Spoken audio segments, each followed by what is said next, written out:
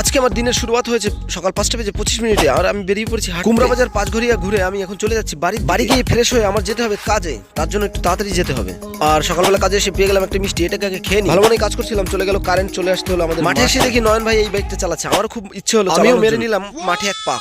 বাইকটা চালানো সত্যি মজা আলাদা।